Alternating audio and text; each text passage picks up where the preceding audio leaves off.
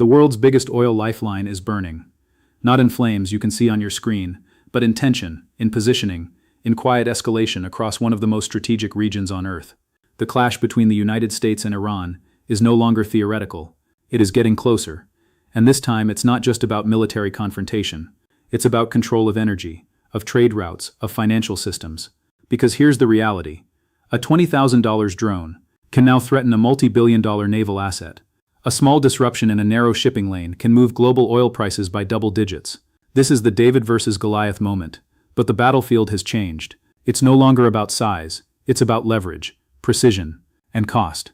And that's why this matters. Because the Strait of Hormuz, one of the most critical choke points in the world, handles nearly 20% of global oil shipments. If that flow is disrupted, even partially, the consequences ripple across the entire global economy. Energy prices spike, inflation rises, financial markets react instantly. This is not just a regional conflict. This is a system-level risk. Now let's go deeper.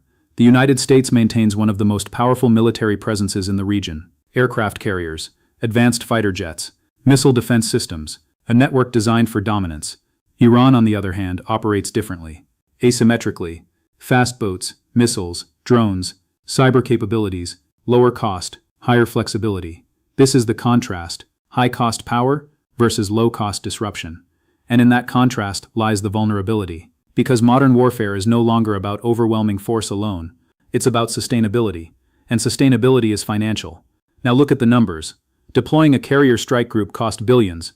Maintaining it costs even more. Each interceptor missile fired costs tens or hundreds of thousands of dollars. Now compare that to the cost of a drone, or a small missile, or a coordinated swarm of low-cost systems. The math doesn't work. And that's the problem, because every response drains resources. And over time, that drain becomes significant. Now let's talk about energy. Iran sits near one of the most strategic energy corridors in the world. The Strait of Hormuz, a narrow passage, but one with massive global importance. Millions of barrels per day pass through it, and it doesn't take a full blockade to disrupt it. It takes uncertainty, a threat, a signal that movement is no longer guaranteed. That alone is enough to move markets. Now connect this to oil prices. When tensions rise, prices rise, not just because of actual supply disruption, but because of perceived risk. Markets price in fear, and fear spreads quickly. Now here's where it becomes critical. Higher oil prices mean higher inflation.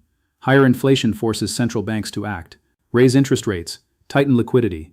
But the system is already under pressure. Global debt has crossed $300 trillion. Higher rates make that debt harder to sustain. This creates stress across governments, across corporations, across households. This is the financial layer of the conflict, because war today is not just fought on the battlefield. It is fought in markets, in currencies, in debt systems. Now let's step back and look at history, because this pattern has happened before. In the 1970s, tensions in the Middle East triggered oil shocks. Prices surged, inflation exploded, global economies struggled, but something else happened. The financial system shifted. The petrodollar system became stronger. Oil and finance became even more connected.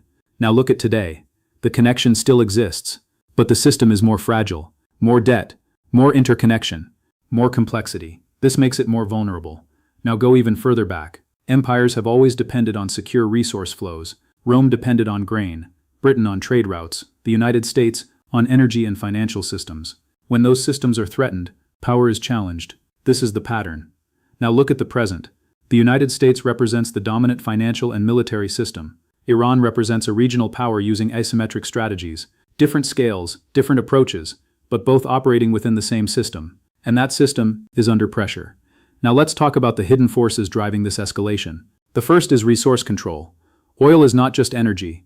It is leverage. Control over supply routes means influence over global markets. The second is financial pressure. Sanctions, restrictions, asset controls.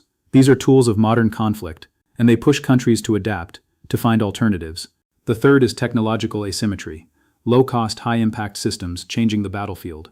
Drones, cyber attacks, precision targeting. These reduce the advantage of traditional power. Now combine these forces: resource competition, financial pressure, technological disruption, and you get escalation. Not necessarily full-scale war, but continuous tension, continuous risk. Now let's look forward. In the next 24 to 72 hours, headlines may focus on specific events: a strike, a response, a statement. Markets will react. Oil prices will move. Volatility will increase. but the deeper shift will continue. Because this is not driven by single events, it is driven by structure, and structure changes slowly, then suddenly. In the longer term, the implications are massive. A prolonged period of tension in a key energy region, higher baseline oil prices, more volatility in financial markets, greater geopolitical uncertainty. This is not stability. This is a new phase. Now here's the most important point. The system is already under stress. High debt, tightening liquidity, fragile markets. And now, geopolitical escalation is being added on top. This is the convergence, multiple pressures hitting at once. This is how crises begin. Now here's the final warning. The clash between the US and Iran is not just about two countries. It is about the system they operate in. A system built on energy flows, on financial stability, on global integration.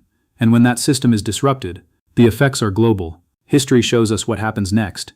Periods of tension in key regions often precede major shifts, economic crises, political realignments, sometimes even larger conflicts. The system doesn't collapse immediately. It destabilizes. Then it shifts. Then it resets. The only question is this: are we witnessing a contained escalation, or the early stages of a conflict that could reshape global power, energy markets, and the financial system for years to come?